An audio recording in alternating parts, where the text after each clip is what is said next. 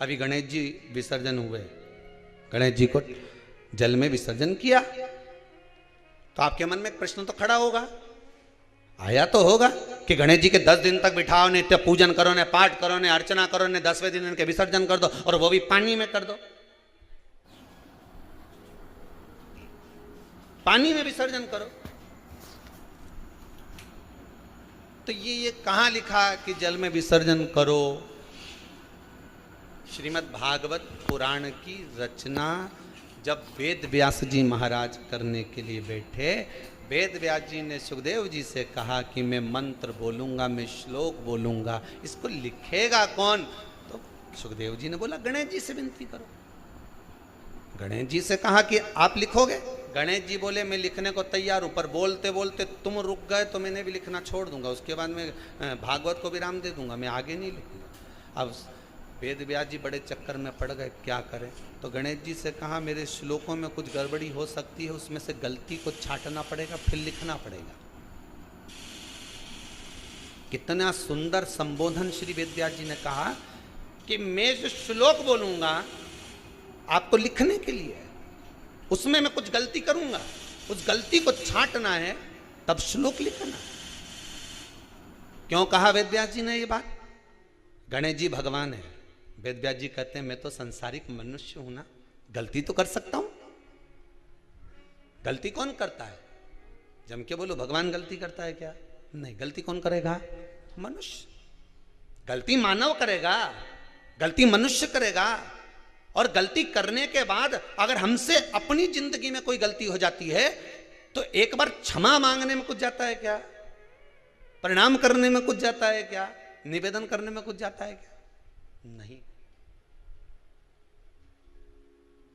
गलती हो गई मुझसे, तो गणेश जी आप गलती को छांटना, लिखना। गणेश जी महाराज लिखने बैठ गए, लिखते लिखते लिखते लिखते 10 दिन हो गए गणेश जी महाराज को। शरीर में ताप पड़ने लगा गणेश जी महाराज के। वेद व्यास जी ने गणेश जी के हाथ का स्पर्श करा तो शरीर तो तप रहा था। वेद व्यास जी ने वहीं पर श्रीमद् भागवत के श्लोकों को विराम दे दिया, अब नहीं बोले। गणेश जी लिखते लिखते लिखते लिखते लिखते लिखते थक गए, ताप पड़ गया, शरीर गर्म हो गया। वेद व्यास जी ने कब करूं क्या? 10 दिन से लिख रहे हैं और शरीर पर ताप पड़ रहा है, करा क्या जाए? उन्होंने गणेश जी का हाथ पकड़ा, उठाया और कहा चलो प्रभु हमारे साथ में। वेद व्यास जी गणेश जी को ले गए और ले जाकर शीतल जल में श्री गणेश जी महाराज को बिठा दिया। गणेश जी को पानी के अंदर उनको विराजमान कर दिया कि अब आप ताप को थोड़ा ठंडा कर लीजिए। शीतल जल में बिठाया। उस दिन से नियम हो गया कि 10 दिन गणेश जी बैठते हैं और फिर उनका विसर्जन होता है पानी के अंदर, जल के अंदर, शरीर का ताप मिट जाए।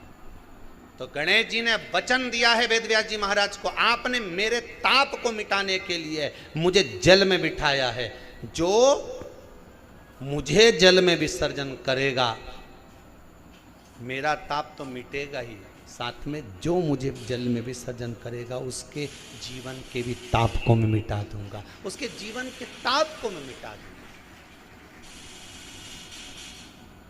ताप मिटा दूंगा।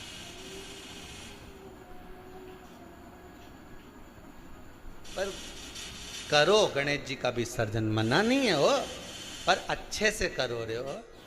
अब मैं छोरा छोरी तो निशाना लगा है, वो हमारा गणेश जी जय दिया, हमारा सबसे आगे पहुंचा तो इधर वाला ने इधर से फेंका, हो गया। ये हमारे धर्म की हंसी उड़ा, ये हमारे धर्म की हंसी है।